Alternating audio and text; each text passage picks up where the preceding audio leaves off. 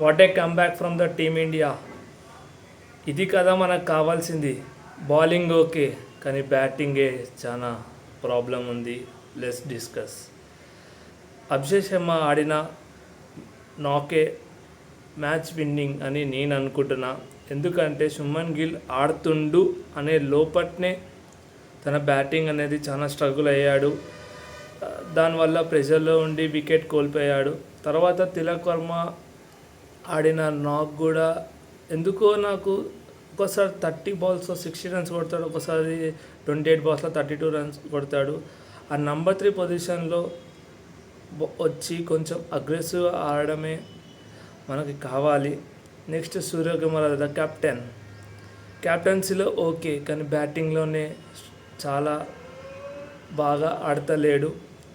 Start వచ్చింది అనుకునే లోపట్నే తన వికెట్ కోల్పోయాడు. మరి 4th T20లో అయినా ఇండియా బ్యాటింగ్లో కంబ్యాక్ ఇస్తుందని కోరుకుందాం.